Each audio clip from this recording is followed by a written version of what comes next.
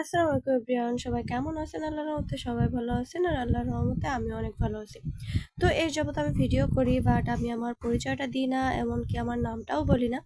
তো আজকে আমি এই ভিডিওতে আমার পরিচয় দিব, আমি কোথায় থাকি, কোন জেলায় থাকি, কোন বিভাগে থাকি, কোন দেশে থাকি আর আমার নাম কি। তো আমি আহ, খুলনা বিভাগের, তো খুলনা বিভাগের যশোর জেলার মনিরামপুর থানার মেয়ে। তো আমাদের বাড়ি হচ্ছে আমিনপুর, মানে মনিরামপুর থানা আর কেশবপুর থানার মাঝামাঝি আমাদের বাড়িটা। তো আর আমার নাম হচ্ছে সুমাইয়া। তো এই আমার পরিচয় দিয়ে আজকের ব্লগটা শুরু করছি। তো সকালে আগে ফার্স্টে ঘুম থেকে উঠছি, উঠে নামাজ পড়ছি, নামাজ পড়ে তারপরে আগে ঘর বাড়িটা ভালোভাবে ঝাড় দিয়ে পরিষ্কার করে নিচ্ছি। তো অনেক দিনই আমি ভিডিও আপলোড করি না। হ্যাঁ, এটা প্রায় ভিডিওতেই বলি যে আমি অনেক দিন ভিডিও আপলোড করি না। এটা ঠিকই যে আমি রেগুলার ভিডিও আপলোড করি না, মানে শরীরটা খুবই অসুস্থ থাকে। আর যাও আল্লাহর রহমতে, তারপরেও অনেক হসপিটালে গেলে দেখা যায় যে মানুষ কতটা অসুস্থ থাকে। তো তার ভিতরে আল্লাহর রহমতে যথেষ্ট ভালো থাকি, তার ভিতরেও যে অসুস্থ থাকি বেশি, মনে করেন মাথার একটু প্রবলেম, তো মাথায় যন্ত্রণা করে অনেক অনেক। তো তার জন্য আর হচ্ছে কোলে যখন একটা ছোট বাবু থাকে তো কাজকাম করতে খুবই কষ্ট হয়। আর তার ভিতরে আমার বাবুটাও খুবই অসুস্থ থাকে, আমিও অসুস্থ থাকি। তো এই নিয়ে আর ভিডিওটা করে উঠে পারি না, সময় হয় না। তো এখন থেকে ভাবছি যে দিনের বেলা যেহেতু বাবু জেগে থাকে, তো ভিডিও করতে পারি না। তো এখন থেকে দিনের বেলা যেটুকু পারবো ভিডিও করব, আর রাত্রে বেশি ভিডিও করব। তো রাত্রে ও সন্ধ্যার সাথে সাথে ঘুমায় যায়, তো তখনই ভিডিওটা করব। আর দিনের বেলা ও যখন ঘুমাবে, আমার যেটুকু কাজ থাকে সেটুকু করে আমি আমার বাবুর সাথে ঘুমাবো একটু, তাহলে রাত্রেবেলা জেগে আমি ব্লগটা করতে পারবো, কাজ করতে পারবো। আর আমার যাবতীয় অনেক কাজ থাকে, মানে সংসারের কাজ থাকে।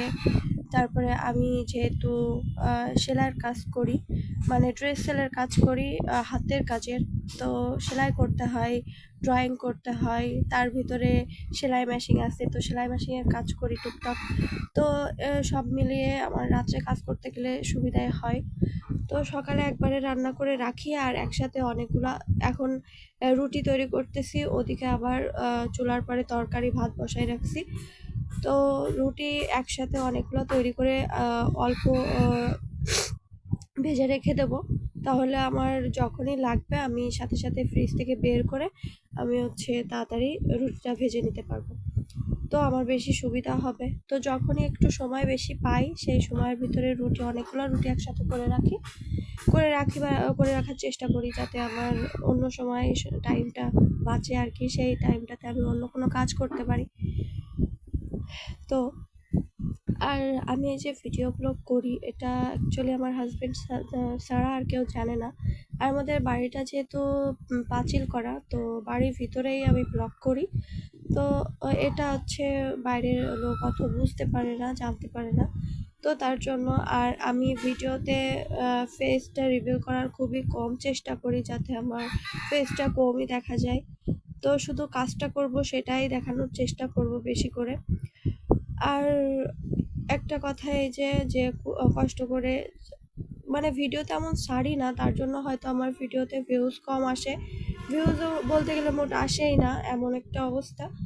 তো আপনাদের কাছে হাত জোড় করছি, প্লিজ আমার ভিডিওটা একটু দেখবেন অবশ্যই। আর ভিডিওগুলো যদি ভালো লাগে তাহলে অবশ্যই সাবস্ক্রাইব করবেন, একটা লাইক করবেন। আর যারা ইতিমধ্যে সাবস্ক্রাইব করছেন বা লাইক করছেন তাদের জন্য অনেক বেশি বেশি ধন্যবাদ, অনেক বেশি বেশি ধন্যবাদ, অনেক বেশি বেশি তাদের কাছে আমি কৃতজ্ঞ। তো আমি রান্না করতে করতে এর ভিতরে কিন্তু বাইরে একটু বৃষ্টি হয়েছে, তো উঠানটা দেখতে পাচ্ছেন যে ভিজা। তো আমার রান্না করাটা কমপ্লিট, রান্নাঘর গুছাই রেখে চলে আসছি।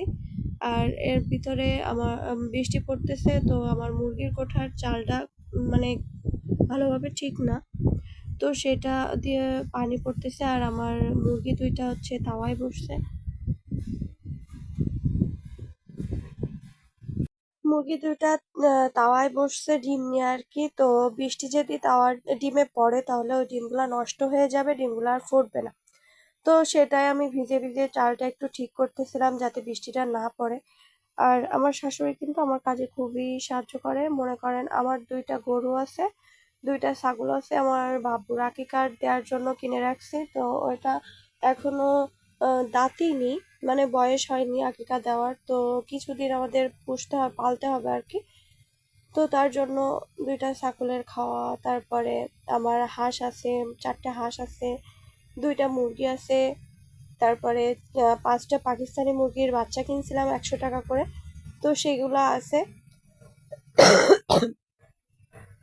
আর দুইটা মুরগির হচ্ছে তাওয়ায় বসাই দিছি ডিম ফোটাতে। তো ওদের বাচ্চাও ফুটবে ফুটবে হয়ে গেছে আর কি।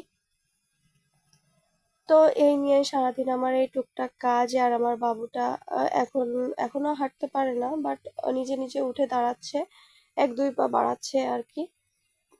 তো এই মাসের ভিতরেই ইনশাল্লাহ ও ভালোভাবে হাঁটতে শিখে যাবে। তো তখন আমার একটু ইয়ে হবে। আর ওর বারান্দায় ওকে বসায় রেখে না বাইরে কাজ করতে যেতে খুবই ভয় করে, কারণ এখন নতুন হাঁটা শিখতেছে।